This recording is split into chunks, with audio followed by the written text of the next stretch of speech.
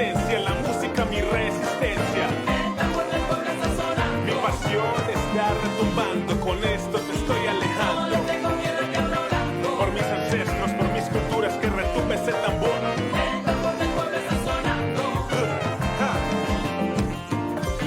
No le tengo miedo al diablo blanco. Que retumbe ese tambor. El tambor del pueblo está sonando. Y fuera.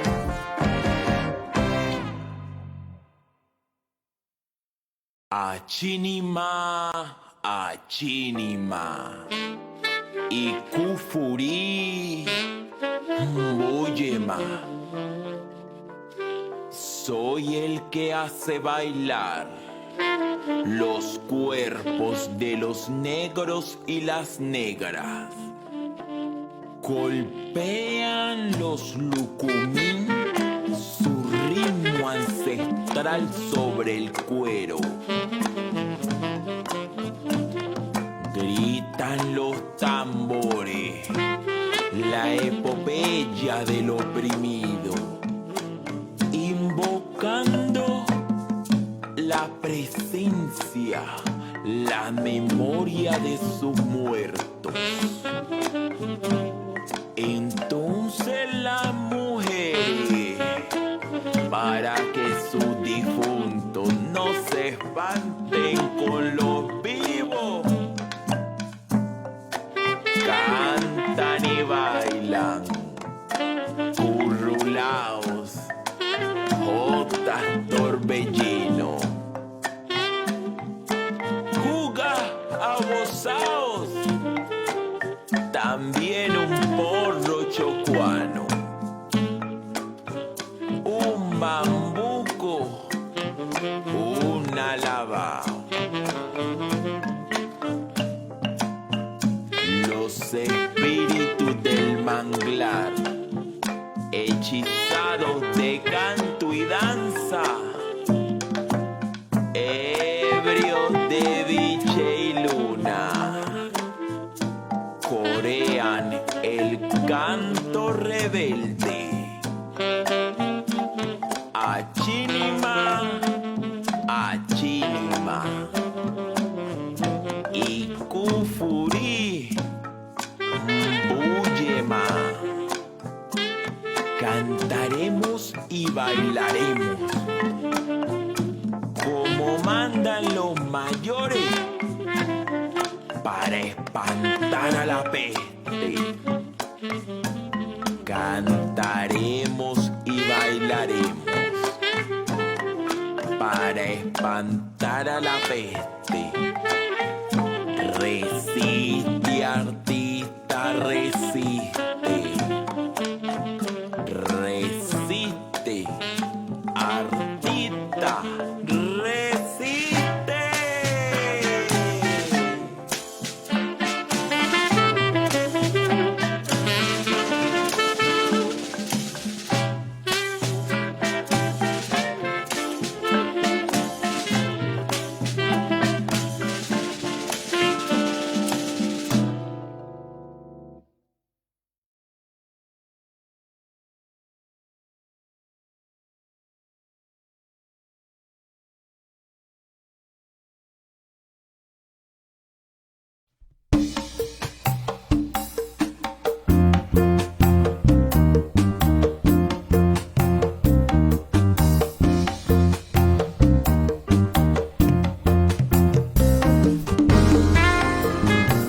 Hola, bienvenidos a todos y todas a este espacio que hemos creado en el Instituto Popular de Cultura, que se llama la Cátedra Abierta de Elia Zapata Olivella, un espacio que quiere promover, promocionar, socializar y crear también un diálogo a partir, digamos, de todo el trabajo que se desarrolla desde el área de investigaciones del Instituto, que tiene 73 años, ya casi 74 años en este ejercicio de la producción de conocimiento alrededor de las artes.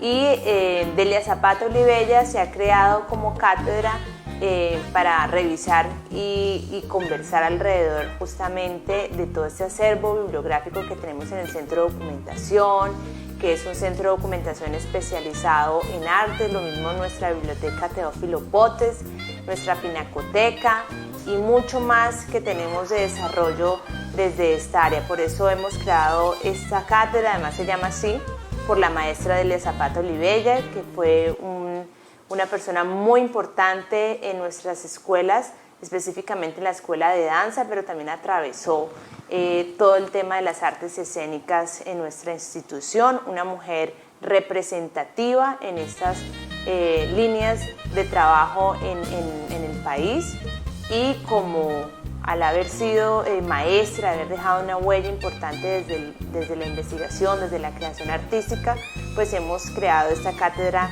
en su homenaje. Este es nuestro segundo momento de la cátedra que estamos haciendo el último jueves de cada mes, desde el mes pasado, que tuvimos la oportunidad de tener su apertura con la maestra Edelmira Maza Zapata. Y bueno, acá quien coordina este espacio es justamente el maestro Luis Eduardo Duarte. ¿Cómo has estado, Luis Eduardo? Muy bien, muchas gracias, Carolina. Sí, pues muy contentos de tener el segundo momento de la Cátedra Abierta de Delia Zapata Olivella. Es una posibilidad, una manera, como un pretexto para dialogar, para mostrar, para discutir acerca del acervo que tenemos de las investigaciones que de los años 60 a propósito de Delia Zapata y esos investigadores con esos trabajos de campo tan maravillosos, esos ejercicios etnográficos que afortunadamente hoy retomamos, actualizamos y volvemos, no solo a los territorios a manera de acompañamiento artístico, sino como un ejercicio de investigación, como un recoger también y concentrarnos en la producción de conocimiento que generan las expresiones artísticas en las comunidades, que es lo que le importan a las artes populares, que es nuestro interés. Yo creo que también sería importante, Luis Eduardo, explicar la importancia de la investigación en una institución como el Instituto Popular de Cultura y digamos históricamente cómo se ha desarrollado, y hoy que tenemos esta gran oportunidad a través de los semilleros de investigación. Claro, pues hay que decir primero que las artes populares, que son el motivo central, la razón de ser del Instituto Popular de Cultura, está en el corazón de ellas la comunidad. Su forma de vida, su sensibilidad de forma auténtica y espontánea, y en ese sentido, pues justamente lo que a nosotros nos importa es estar en ese corazón. Y el IPC lo ha estado, porque nosotros somos una institución que se dirige y está integrada por las comunidades y los sectores populares de nuestra sociedad, sin con ello decir tampoco que lo popular se refiera solo a una clase social o a una ideología exclusiva. Frente a eso, habría que decir además que yo creo que el instituto está atravesando quizás un momento más álgido a nivel de investigación en décadas. Primero porque tenemos una ficha aprobada, una ficha de inversión aprobada por el Consejo Distrital de la ciudad, una meta en el plan de desarrollo que consiste en la conformación de 4 semilleros de investigación, uno dentro de cada escuela, y todos los procesos de formación especializada, básica, talleres, producción editorial, trabajos de campo, que requiere toda esta ficha, genera una gran ilusión, y es un volver con unos procedimientos actualizados, incluso a nivel etnográfico, a los espacios. Entonces hoy en día los semilleros de las escuelas tienen salidas a los distintos territorios donde se han dado esas prácticas, actualizando no solamente la forma de registrarla, sino la forma de dialogar de forma transversal con otras disciplinas dentro de estas prácticas y ponernos al día, a tono con lo que significa lo popular, que no solo es tradicional, sino también incluye muchísimas otras opciones.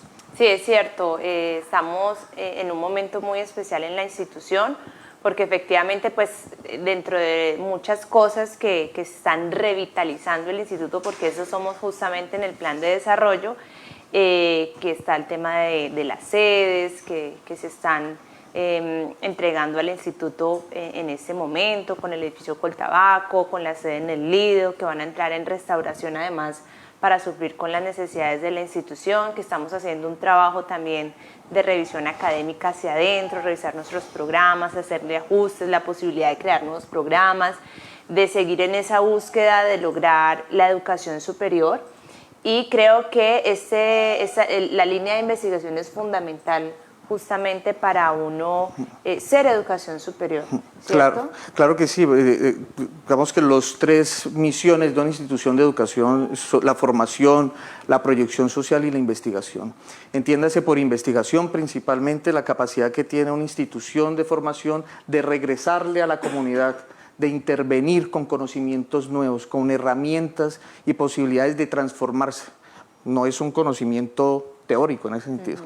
Entonces, ¿y qué más que las prácticas de las artes populares que obedecen a las mismas formas de vida de las comunidades para que desde ahí, a propósito de la formación del IPC y la investigación, establezcan unos diálogos con la historia, con unos marcos teóricos, metodológicos, que revitalicen, que transformen esas formas comunitarias de expresiones artísticas como una experimentación también, como una forma de resignificar su realidad cada vez desde sus propias sensibilidades, sin una imposición de tipo académica, por ejemplo. Entonces, claro que sí, en eso estamos y yo creo que es evidente que a nivel patrimonial, por ejemplo, y a nivel de metodologías, el Instituto ha tenido mucho que decir en estas décadas a nuestra comunidad. Y hay que recordar que el IPC es la única institución en Colombia en esta naturaleza de enseñanza en artes populares y en procesos creativos a partir de las comunidades.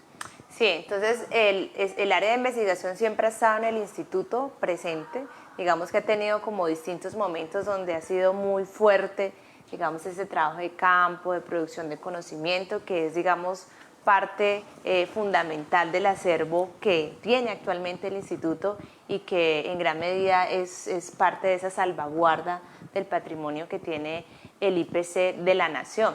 Y ahora, digamos que podríamos pensar que hubo un periodo largo donde no hubo como un dinamismo propiamente dentro del área, pero ahora con lo que tú ya referenciabas muy bien, de ser parte del plan de desarrollo, con una ficha que nos permite dinamizar justamente el trabajo desde investigaciones, pues nos permitimos tener ahora esa creación de los semilleros que ya están creados, ya están avanzando en ese sentido y que está logrando, por ejemplo, hacer una socialización, un diálogo de saberes de todo de este trabajo que ya tiene el centro de documentación, que tiene nuestra pinacoteca, también la biblioteca, y que nos va a permitir renovar, como tú decías, como volver a revisar parte de esa producción que ya se hizo en otro momento, que por ejemplo había hecho la maestra Delia Zapata con sus equipos de trabajo desde el Instituto Popular de Cultura, y que ahora, digamos, vamos a tener también una producción de conocimiento, vamos a tener la posibilidad de adquirir material bibliográfico nuevo, ¿no? Sí, yo creo que es una revitalización total y en consonancia con el plan revitalizador en el cual está escrito esta meta en el plan de desarrollo. Una revitalización que atraviesa desde un presupuesto importante para actualizar la bibliografía de todas las escuelas del instituto. Entiéndase por bibliografía no solo material, no solamente textos, documentos en ese formato, en el caso de música, por ejemplo, partituras, documentos transmediales, en fin, y también audiovisuales para las distintas escuelas. Eso, como un ejemplo muy rápido, también el acompañamiento de los que consideramos los mejores especialistas en el país, incluso en Sudamérica, que acompañan la formación de nuestros profesores en un diplomado que tiene 3 momentos en 3 años, y ya empezamos en este año con investigación y educación popular, en el cual están para los profes que participan ahí, incluso nuestros aliados, y luego van a las escuelas. Y también pues el registro, que gracias también a comunicaciones y al documento de registro que ahora podemos actualizar, que ya obviamente no son los mismos formatos, la misma tecnología que se tenía en los años 60, vamos a poder hacer un ejercicio de tipo no propiamente etnográfico como se hacía, sino un ejercicio un poco más amplio, más actual, sin decir que sea ni mejor ni peor, simplemente continuar esa línea del trabajo de campo a manera de registro. Ya volvemos a las comunidades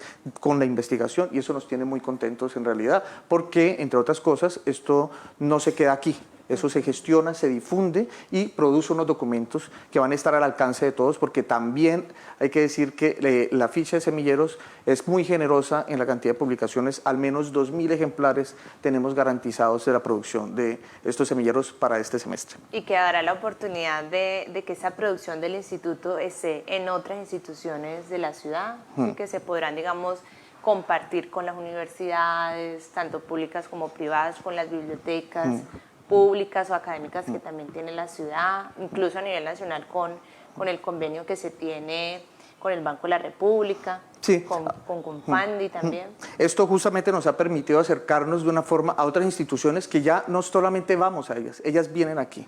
Por ejemplo, actualmente tenemos un convenio con el Departamento de Historia de la Universidad del Valle, y gran parte de sus trabajos con los cuales los estudiantes de la Universidad del Valle se gradúan tienen que ver con investigaciones a partir de nuestro acervo documental. También tenemos el convenio con la Universidad Católica, y estos chicos también pues, nos ayudan a establecer esos diálogos con el material que tenemos, y pues para no hablar de la cantidad de eventos a los cuales ahora a partir de esto estamos invitados, tanto a nivel nacional como a nivel de Sudamérica. Bien, esa es como una pequeña introducción de este trabajo que viene desarrollando el área de investigaciones, y que a partir de este proceso, pues lo que hemos creado es esta cátedra abierta de Elia Zapata Olivella para democratizar mucho más, para hacer la participación más ampliada con la ciudadanía en diálogo, todo este acervo cultural que tenemos. Y para el día de hoy, en nuestra segunda sesión o en el segundo momento de la cátedra abierta de Elia Zapata Olivella, pues tenemos un invitado muy especial, tenemos otras voces también fundamentales que conocen de cerca el trabajo de la maestra y por supuesto esa producción que se ha logrado y que tenemos en el Instituto Popular de Cultura abierta a la comunidad. Entonces, bueno, Luis, yo te daría la palabra para que podamos estar con nuestros invitados, digamos, que tenemos hoy propiamente. ¿Quiénes tenemos hoy? Pues hoy tenemos a un reconocido profesor de la Universidad del Valle, profesor Jairo Henry Arroyo, profesor del Departamento de Historia de la Universidad del Valle, con una trayectoria enorme, entre otras cosas, como es el objetivo de esta cátedra, a partir del ejercicio investigativo de Elia Zapata. A propósito de Elia Zapata, y a través de esas propuestas de ella, nos vamos a concentrar en tres preguntas que, por cierto, no solo responde el profesor Jairo Henry, sino que también responderá otros dos invitados que tenemos de forma virtual, como es Edelmira Maza Zapata y Gilbert Martínez, un considerado ahijado de Elia Zapata, a quien agradezco mucho su acompañamiento en las publicaciones del instituto y su presencia constante, y hoy estará respondiendo las mismas tres preguntas en diálogo a partir del trabajo que se ha hecho con el profesor Jairo Henry. Bien, también esta que sea una oportunidad, antes de pasar a nuestros invitados el día de hoy, pues revisar nuevamente el perfil de la maestra Elia Zapata Olivella, que lo tenemos para todos ustedes.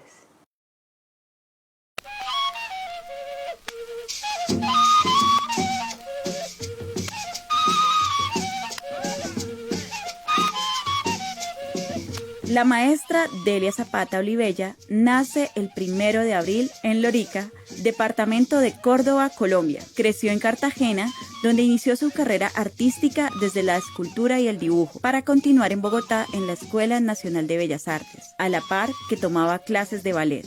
En el año de 1954, con su grupo de danza, presenta el primer espectáculo de danzas negras en el Teatro Colón de Bogotá. Desde entonces, la llaman la primera bailarina negra de Colombia, al interpretar su primera creación coreográfica, El alma de los tambores. Tras recorrer Colombia presentando danzas y músicas del Caribe y Pacífico, junto a su hermano Manuel Zapata Olivella, deciden profundizar en las raíces de las culturas y las tradiciones populares, que los lleva a consolidar un repertorio con el cual inician una gira por Europa. Al regresar a Colombia, comienza a trabajar en procesos de formación de bailarines tradicionales como coreógrafa y directora de la Escuela de Danzas Folclóricas del Instituto Popular de Cultura de Cali. Un momentico, el ritmo primero que ustedes conocen, dentro de la música que ustedes interpretan. Hay porro, hay cumbia, ¿qué más hay? Nosotros la cumbia y el porro. ¿Qué más otro ritmo tocan? Ay, ¿no tocan puya? Sí, también como ¿Y qué más tocan? mapalé, ¿Y qué más tocan? bullerengue, ¿Qué más? bullerengue. ¿La chalupa? Chalupa. Traen gordo, que están comiéndose la mitad de lo que hacen. Este es Pablo hablando, ¿no? Sí, claro. En 1965 recibe una beca de intercambio cultural internacional de la OEA en Washington, en la que dicta un curso en el departamento de música y se dedica al estudio de danzas negras con Catherine Dunham. Durante su labor como docente de la Universidad Nacional, conforma el grupo de danzas de esta entidad. Su encuentro con Rosario Montaña Cuellar, actriz y dramaturga formada en Checoslovaquia, derivan procesos creativos y la fundación de la licenciatura en danzas y teatro en la Universidad Antonio Nariño de Bogotá. En la década del 70 también crea el grupo de danzas tradicionales colombianas Delia Zapata Olivella y la Fundación Instituto Folclórico Colombiano Delia Zapata Olivella. Durante los años 80 y 90, la maestra continuó desarrollando su extensa labor como promotora del folclore desde la escena en Colombia y el mundo. Sus investigaciones y escritos le dieron valor a nuestra diversidad y riqueza cultural, que se expresan desde la danza y la música ligadas a la espiritualidad, la naturaleza y los oficios. Para el año 2001, Delia viaja a Costa de Marfil en África, donde contrae malaria, enfermedad que le causa la muerte el 24 de mayo en Bogotá. Sus cenizas fueron lanzadas al mar en la bahía de Cartagena.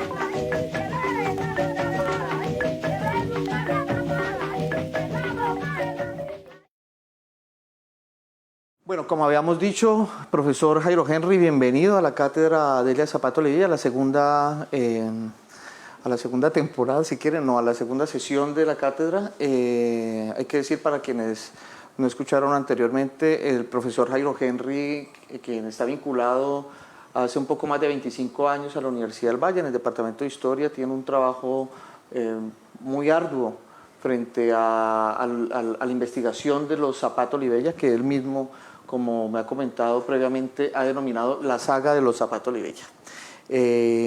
Pues, ¿qué le parece, profe, si nos empieza a comentar un poco sobre este valiosísimo trabajo que hoy hace que usted también esté por aquí acompañándonos? Sí, la saga de los Olivella es un trabajo de investigación que llevo ya 15 años. Empecé con Juan Zapata Olivella, recogiendo sus escritos, sus publicaciones. Fue un médico bastante destacado en el área de la investigación y de las publicaciones y de colocar sus productos en lo público. Igualmente fue muy activo en la parte cultural y sobre todo política, y desde luego que la figura de Manuel Zapata Olivella también fue importante, en tanto que conocí a Manuel en la universidad en varias oportunidades y lo conocí con su hermana Delia, y empezamos a conocer los productos que ambos desarrollaban, y por eso se fue formando esta línea de investigación de la saga de los Olivella, que lo que busca es investigar lo referente a las culturas populares, a la intelectualidad y las culturas populares del país, ¿no?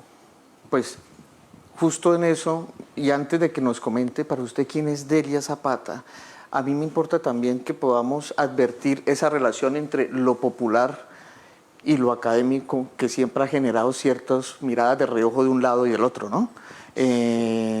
Sí. Bueno, a mí me parece la pregunta importante.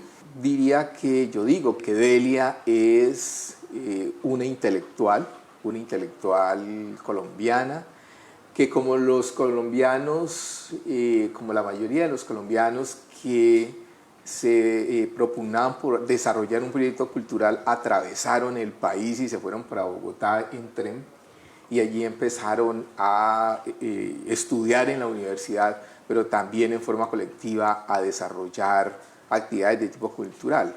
Entonces es una intelectual, una mujer intelectual en un país donde el campo intelectual está constituido sobre todo por hombres, ¿cierto?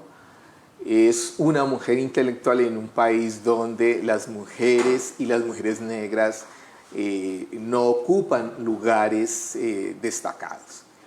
Y pudo construir experiencias al lado de otros intelectuales negros que estaban en Bogotá, y produjeron una realidad que a mí me parece importante, en la cual ella estuvo participando activamente.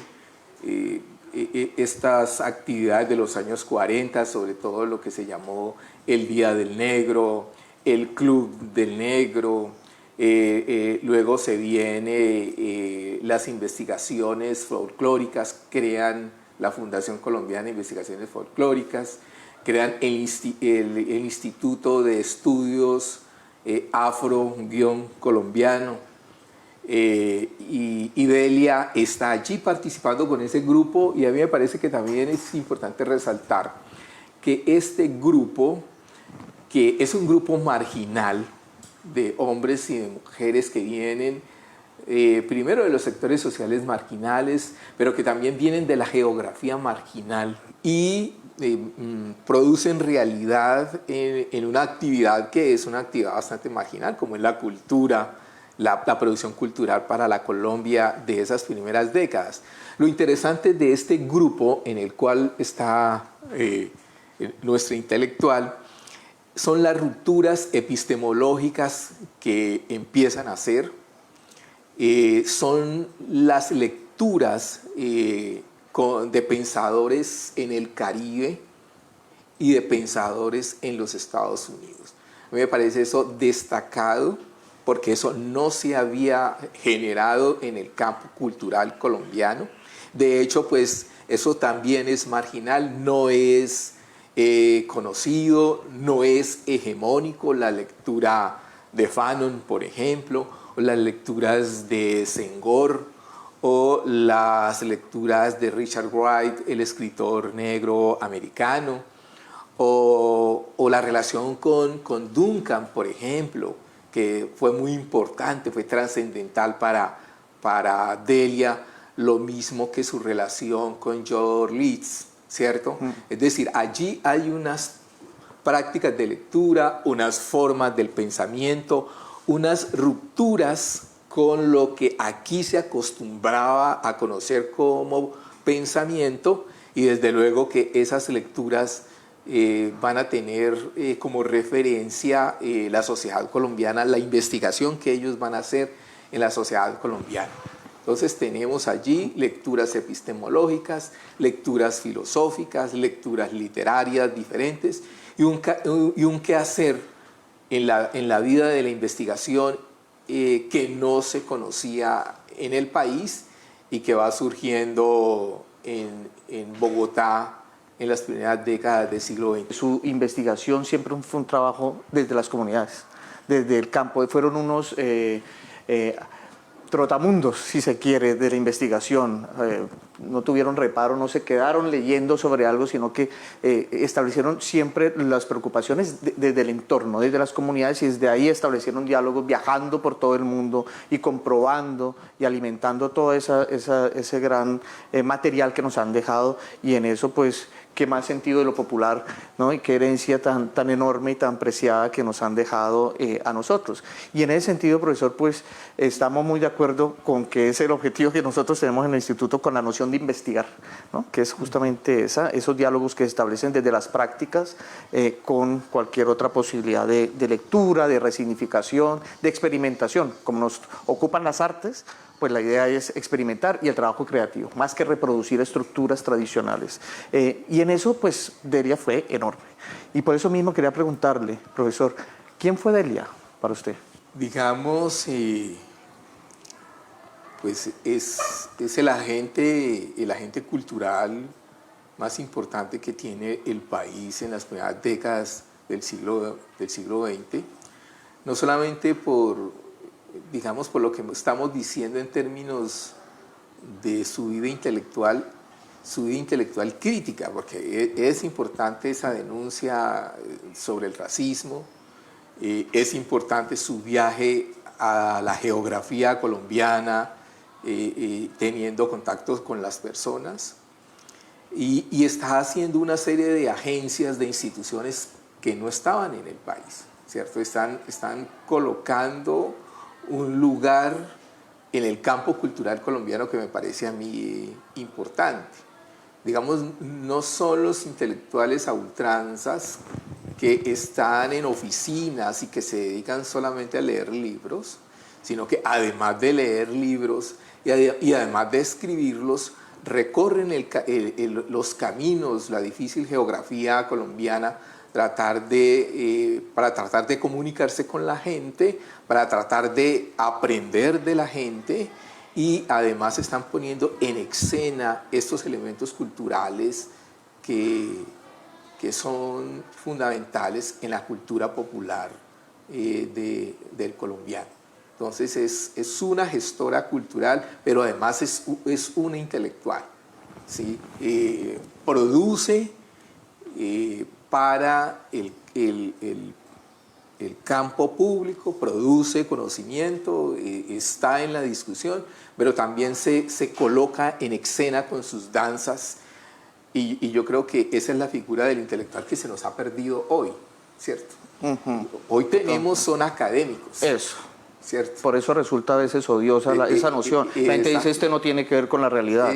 No, esa es la noción más del académico. Exacto. Pues justamente sobre eso, profesor, es que también nos ha alimentado esta pregunta con sus respuestas Edelmira Zapata, la propia hija de Delia, quien nos ha acompañado aquí y quien es una privilegiada heredera de todo este legado, así mismo como Gilbert Martínez. ¿Qué tal si los escuchamos?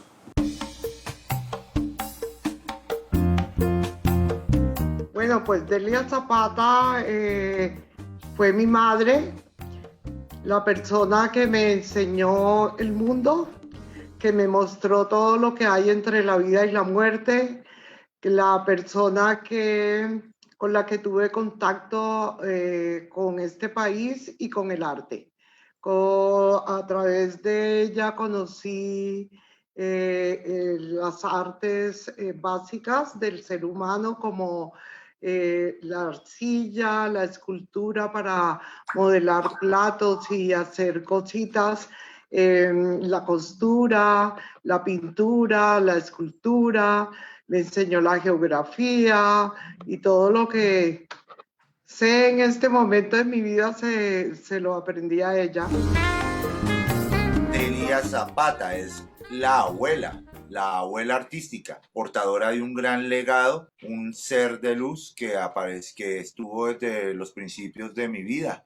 Mi papá y mi mamá se conocieron en el grupo de danzas de la Universidad Delia Zapata, de la Universidad Nacional, y entonces allí pues ellos eran estudiantes, entonces se conocieron ahí. Entonces digamos que yo fui concebido en ese ambiente del grupo de danzas de la Universidad Nacional, y después pasaron a ser parte del grupo de danzas de la maestra Delia. Entonces desde pequeño pues digamos ella, por eso te digo que ella era como mi abuela. Entonces ahí fuimos creciendo, y poco a poco pues yo fui tomando ahí papel en el colectivo, en lo que ella representaba, pero sobre todo sobre el principio, digamos, de la educación, pues ella era la fundadora, directora, una gran gestora de todo. Finalmente yo terminé estudiando en la facultad que ella, en el Departamento de Danzas y Teatro de la Universidad Antonio Nariño, que ella lo fundó, y pues increíblemente todos los días se aprende algo nuevo, y pues a la sombra de esa relación con la maestra Delia, sigo aprendiendo. Pues después de escuchar estas definiciones que son un poco amplias y generosas, como deberían ser con Delia Zapata, sería importante también, profesor, que nos contara usted qué cree, cuál es la importancia de Delia de su legado para el país y para esta región del país también, para el suroccidente y el Pacífico colombiano. Sí, yo creo que, digamos, si nos ubicamos en el campo cultural colombiano en estas primeras décadas, yo siento que hay un gran aporte de este grupo de personas a las cuales me he venido refiriendo, especialmente la maestra Delia, que en la línea del folclore, de la música popular, va a poner en escena y en discusión la importancia de los saberes populares. Eso no era muy importante en este país, no era muy importante, ni era relevante, ni era hegemónico, era más vale marginal los trabajos etnográficos, la búsqueda de los sectores populares, grabar a los sectores populares, preguntarle las cosas a los sectores populares, lo que tiene que ver con su vida cultural. Y en ese sentido, Delia hace un gran aporte a eso que aparecía invisibilizado.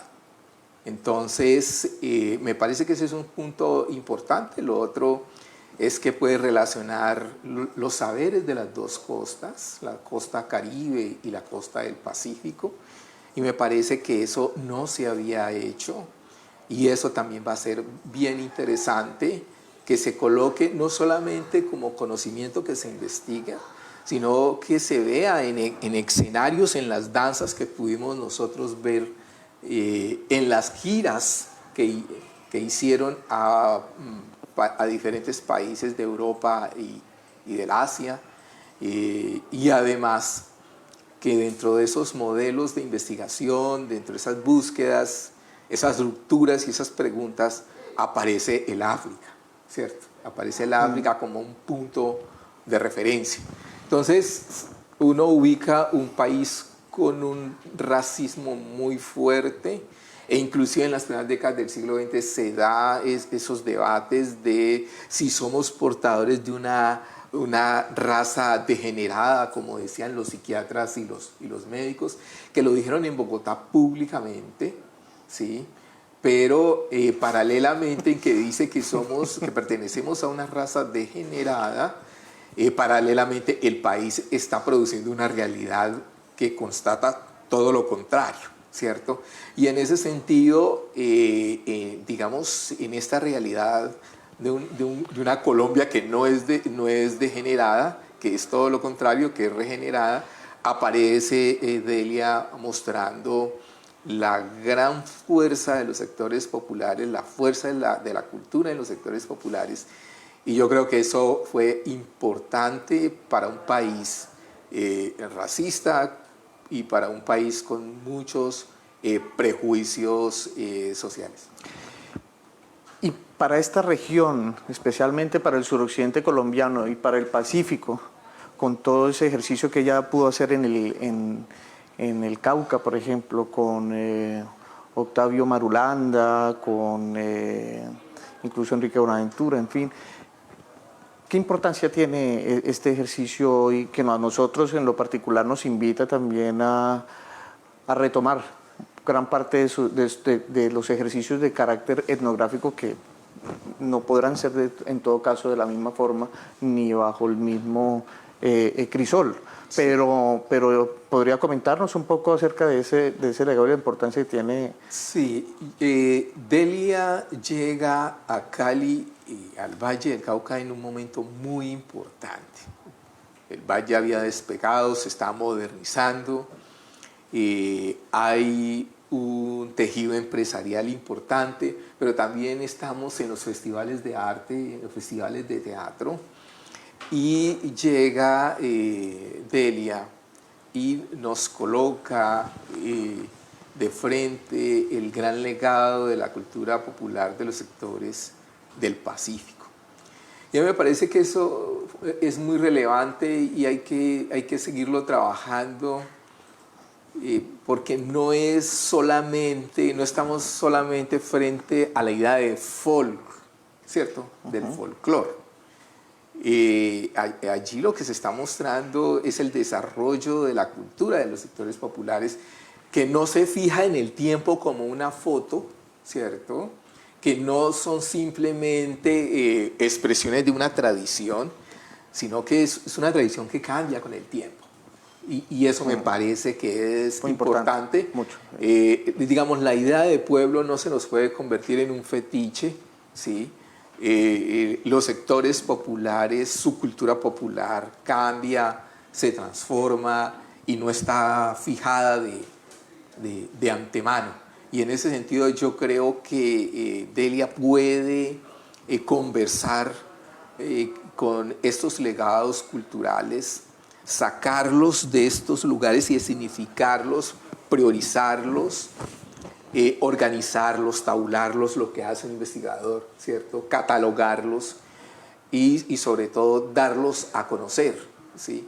Entonces a mí me parece que en términos de investigación con cultura popular me parece muy importante para nosotros aquí de esta parte del país, y que Cali se convierta en el centro, pero también está en Guapi, va a Buenaventura, también va al Cauca, ¿cierto? La zona rural de Jamundí, por ejemplo, donde se encuentran con la Negra Grande de Colombia. Están conociendo también músicos, líderes, ¿cierto? Personajes en esas comunidades que son portadores de saberes, y ella puede catalogar y darnos a conocer esos, digamos, esos mundos culturales que para nosotros o bien eran desconocidos o sencillamente eran el folk, era una cultura campesina, exótica algunas veces, pero que ella la interroga, se comunica y muestra su gran valor y su desarrollo en el tiempo. Yo creo que ese es el aporte que nos da para Cali, para la región del Valle del Cauca. Pues muy bien, profesor, muchas gracias. Escuchemos qué dice Edelmira y Gilbert Martínez sobre este mismo asunto. Cali para Delia fue el inicio de una actividad relacionada con la investigación. Era yo creo que el primer instituto que conocimos en este país que se dio la tarea de tener un equipo de investigación, salir al campo, tomar registros con todo un equipo, no ella ya sola como lo venía haciendo, sino que había fotógrafos, camarógrafos, gente que grababa solo el sonido, gente, o sea, era todo un equipo de verdad que implicaba un movimiento de un montón de gente. Y también las estructuras de investigación ya tenían otro sistema. El solo hecho de que existiera ese equipo ya era todo un hito. En la escuela, ya directamente en el instituto, también era una cosa muy novedosa porque se trataba de tener unas clases sistematizadas donde la gente podía aprender cerámica, pantomima, teatro, danza, música, solfeo, canto, o sea, todo. Que yo recuerde, en esa época no había muchas instituciones aquí en Colombia con estas características. Bueno, desde que yo tenía 2 años estábamos viajando por el Pacífico, pero ya situarse en el Valle del Cauca, y el Cauca significaba ya otra mirada también. Ha pasado el tiempo, como te digo, tener esos equipos de investigación y dedicarle más tiempo con otra mirada a las actividades populares de ese tiempo, pues significó y significa mucho dentro de su trabajo, porque el encuentro con las personas, con el maestro Sandoval, teníamos una relación bien íntima con Teófilo Potes, ya bailarines del primer grupo que eran nativos de la región. nos llevaban a sus poblaciones y entablábamos relaciones con sus familias y con todos los nativos, pues ya creó otro tipo de relación, ¿no? El paso por el Cauca y la recopilación de ese trabajo está todavía en el tapete para estudio. Ponen el foco del escenario, le da luz a la comunidad del Pacífico Sur, como ya les estaba contando antes, esto que ella lo trajo al presidente, pero yo recuerdo que a veces estábamos en el Teatro Colón, entonces simplemente eso es una construcción cultural muy moderna, ver un pueblo que se ha liberado desde, no solo por la abolición de la esclavitud, sino que se liberó a través de sus instrumentos y la cultura que creció liberta, digamos, liberta por su condición, que digamos que en estos lugares permitieron, a diferencia de muchos otros lugares, que la cultura se trasplantara y ellos pudieron construir su marimba de chonta, pudieron hacer sus cununos, pudieron hacer sus bombos, llegaron las cantadoras y pudieron cantar, y cuando les dijeron, mira, pero es que ustedes tienen este Dios, dice, bueno, le cantamos a ese Dios también, pero nosotros le cantamos con nuestros cununos, con nuestro guasá, que es del río, muy del sonido del río, y ese sonido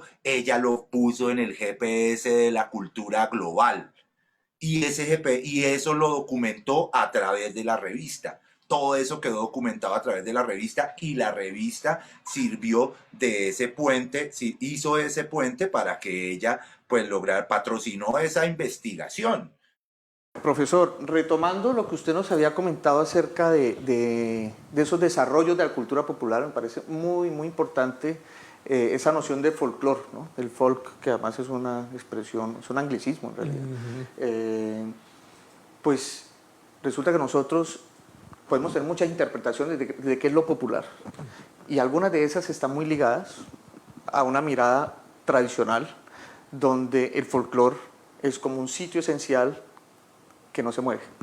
Y la demostración de que no es así es justamente el trabajo de Delia Zapata Olivella y de Manuel Zapata Olivella. Es esa actualización constante. La historia no se detiene. Usted no hace falta ser un historiador igualmente para saberlo, pero la historia no para, y menos ahora con todo lo que está pasando.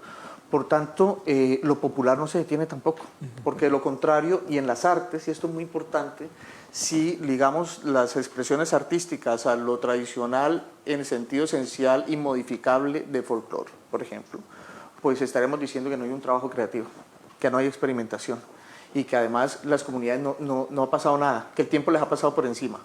Y eso sería muy injusto con las propias comunidades de las cuales están queriendo resaltar sus propias prácticas, ¿no? Es una paradoja en la cual uno puede vivir en una interpretación un poco quieta de lo que es lo popular.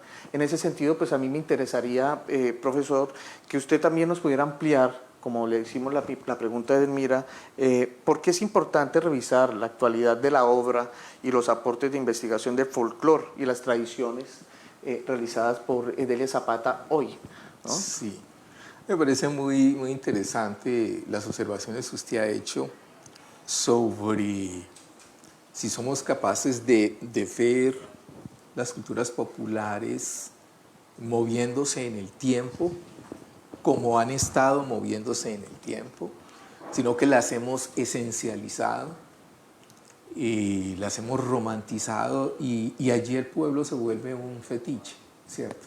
Allí el pueblo no tiene contradicciones, allí el pueblo no se muestra creativo, y yo creo que es importante mirar la obra en esa perspectiva.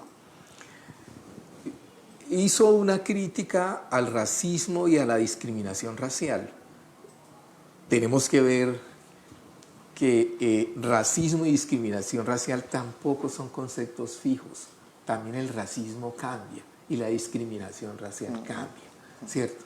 Entonces, lo que hay que ver es en esos estudios que hizo Delia, cómo primero son estudios particulares de un momento histórico donde se utilizaron unas herramientas y unas nociones que me parecen a mí muy destacadas, que no habíamos conocido en el campo cultural. Es decir, cómo ellos y ella como investigadora acude a las herramientas que no estaban ni siquiera dentro del país. Su relación, por ejemplo, con George Leeds, que es etnomusicólogo muy importante, estudioso del Caribe y de Duncan, me parece, y trabajó con Duncan, me parece eso extraordinario, ¿sí? Porque indica, ninguno de los dos estaba en el país y están haciendo trabajos de investigación en los Estados Unidos y de pronto coinciden esos trabajos con los trabajos que están haciendo los Olivella aquí. Entonces es muy interesante ver que allá en los Estados Unidos también un sector cultural negro se está haciendo preguntas que son muy parecidas a las de acá y coincidimos en un trabajo de investigación sobre las culturas populares, sobre todo negras, coinciden en que lo popular es vital, ¿cierto? Lo popular es vital para la vida de las ciudades, coinciden en que hay que significar, que hay que poner las danzas, que hay que presentarlas y que hay que caminar por el mundo mostrando la cultura, compartiendo, aprendiendo y que de esa manera no solamente se le hacen aportes a la cultura, sino que también hay un lugar de crítica, ¿cierto? Hay un lugar de separación epistemológica con relación a los intelectuales colombianos que en ese entonces había. Entonces a mí me parece que a trabajo el que nos toca, ¿cierto? Porque es un trabajo de punta, es decir, hay una ruptura epistemológica, hay un camino político en contra de la discriminación y el racismo, y hay un trabajo puesto en escena con sectores populares y ellas se involucran y no solamente hacen acopio, catalogan, sino que también publican, ¿cierto? Se presentan y eso pues la hace convertir en una intelectual con un perfil único para el campo cultural nacional. Y yo creo que, por ejemplo, a mí me deja reflexionando todo ese tipo de actividades que pudieron articular en términos de un pensamiento distinto y conversando con producciones intelectuales por fuera del país, de los americanos, de intelectuales del Caribe que estaban haciendo rupturas y también con africanos. Pues qué interesante lo que nos está diciendo, porque entre otras cosas no solo nos habla de la necesidad de actualizar las prácticas desde las propias comunidades, sino que no es un ejercicio tampoco nuestro, ni lo popular es solamente una versión nuestra de nuestra sociedad, no, por el contrario, esos diálogos con las culturas populares de otras partes también son muy interesantes, porque lo que hizo Delia fue demostrar que esos procesos en Estados Unidos tienen mucho que ver también con nosotros, y no podemos negar pues, la presencia indudable pues, de nuestras influencias extranjeras en nuestras propias prácticas populares. Independiente de la valoración o juicios que emitamos sobre eso, están en nosotros y hacen parte de nuestro constructo, nuestra historia. Y otra cosa que usted dijo que me parece muy valiosa es que con Delia, uno, a propósito de Delia y de los Zapata Olivella en general, uno puede ver que hay un ejercicio de creaciones, de métodos en las prácticas, ¿no? Ella en el instituto nos dejó unas metodologías también, como han hecho muchos profes, y ahora estamos en una labor también siguiendo esa ruta de sistematizar, porque esa sistematización nos da un conocimiento nuevo, sí, y que también puede redundar en posibilidades de experimentar a las comunidades, ofrecerles a las comunidades, como es la función de la investigación. Pero escuchemos sobre este tema que ha dicho Edelmira y Gilbert Martínez. Sí, en este momento en la historia de nuestro país han pasado ya muchas cosas, sin embargo somos un pueblo relativamente joven si miramos el contexto general de la historia, y tenemos que reflexionar permanentemente sobre los pequeños pasos que hemos dado en nuestra historia desde esa época de formación de la República hasta nuestros días.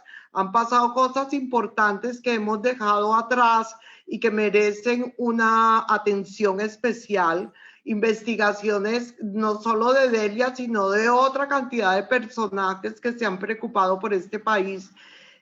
Historias de investigaciones que existen ya solo a título de archivos en algunos lugares y que no se llevan a la práctica. Entonces es muy importante que reflexionemos y que busquemos, investiguemos y pongamos todas estas historias sobre el tapete para que nos fortalezcan también como pueblo y logremos tener como un trabajo de comunidad más firme, ¿no? Todos merecemos ser artistas, es un derecho humano ser artistas. Todos merecemos conocer nuestro ADN, conocer nuestros orígenes, ¿sí? Para podernos expresar de una forma pertinente a lo que somos nosotros. Y si hay alguien que dejó un libro escrito, dejó libros de eso, dejó una facultad, dejó las investigaciones allí en el instituto, dejó un grupo de proyección artística en la Universidad Nacional. Es alguien que tiene el camino, que tenía un camino muy claro hacia dónde deberíamos ir. Es alguien que, como siempre, han querido acallar, han querido y ha sido víctima de todo este conflicto, tanto de intereses como de conflicto, de violencia, y todo esto ha sido víctima, porque digamos el hecho que los pueblos no tengan esa forma de expresarse, pues eso es ser violentado. Los pueblos violentaron los pueblos y cuando los sacan de su territorio y los hacen perder de sus costumbres, de sus comidas y todo esto, entonces digamos que pues lo podemos revivir, o digamos podemos hacer el simulacro a través de las artes. Pero si perdemos las artes, si perdemos nuestro territorio, perdemos y también el patrimonio inmaterial lo perdemos, entonces quedamos como unos libros en cero, quedamos como un computador reseteado. Y entonces cualquiera va a venir y lo va a formatear y vamos a perder eso que nos constituye a nosotros, y ese amor a los abuelos, ese amor a los ancestros. Por consiguiente, es importante mirar hacia atrás, y cuando miremos hacia atrás vamos a encontrar un gran libro llamado Delia Zapata. Era muy interesante ver en Manuel y en general en la saga de los Olivella que cargaban una grabadora. Al menos yo eso siempre lo aprendí. Había que cargar una grabadora, una tarjeta, una libreta de apuntes, ¿cierto? Una cámara fotográfica, y se podía hacerle la entrevista a cualquier ciudadano. Cualquier ciudadano es portador de saber. El vecino, ¿cierto? Uno lo puede entrevistar, le puede tomar notas. Eso siempre me pareció muy curioso, y Manuel mantenía muy pendiente de sus cassettes, ¿cierto? Y de la libreta. Y es más, usted también hace lo mismo, ¿y dónde está su grabadora? Le preguntaba a uno. Era del diario. Es decir, esa relación con la cultura era una relación no académica con la cultura. A pesar de que iba a la academia y presentaban sus productos, ¿cierto? Sus productos simbólicos y culturales, era necesario saber interpelar la gente que lo rodeaba, y que la gente era portadora de saberes.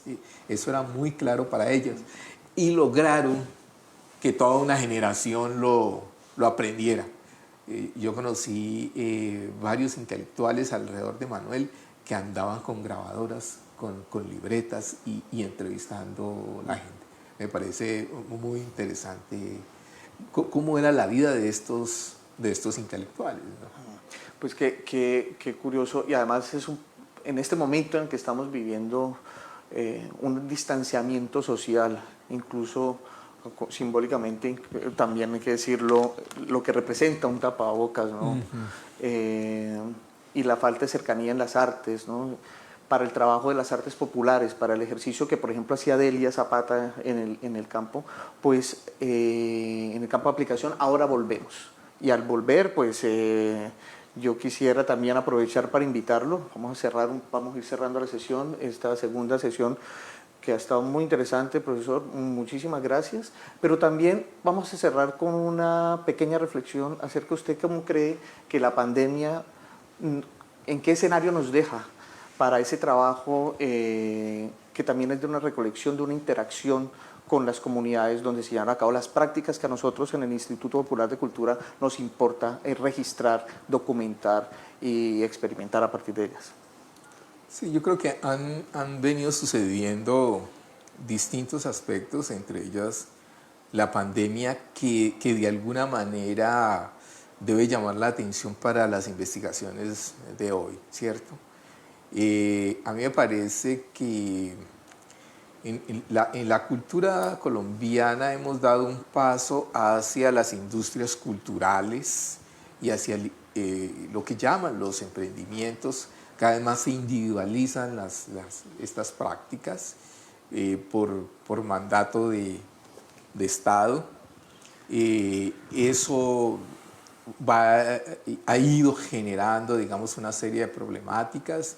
El distanciamiento que nos generó esto del COVID, la verdad es que nos ha ido separando y nos confinó, y yo creo que cambiar eso en estos momentos es vital. Eso nos va a hacer replantear muchas de las cosas. Esperemos que salgamos fortalecidos, pero digamos el cambio que quiso hacer hacia la mirada por lo virtual, yo siento que nos ha dado el espacio para valorar lo que se tenía, la necesidad de la presencialidad y de actividades con la comunidad y entre la comunidad. El amor que ella tenía, la adherencia al territorio, el significado más importante que creo yo que tiene es esa admiración y respeto por la cultura popular. Han pasado ya más de 60 años desde que ella inició su labor en el campo, trabajando, recuperando tradiciones, y estamos en las mismas condiciones. Yo estoy ahora haciendo trabajo de campo acá en Bolívar y estuve en ese pueblo con ella justamente estando nosotros viviendo en Cali, que viajamos con el maestro Jorge Liz para hacer la investigación de ese libro que publicó él sobre cantos costeños, y las condiciones no han cambiado mucho. Entonces se pregunta uno en 60 años cómo es posible que estemos todavía así. Es una cosa increíble porque en la ciudad uno tiene una perspectiva completamente distinta de lo que es la vivencia del pueblo, y cuando uno está ya en el trabajo de campo, las condiciones son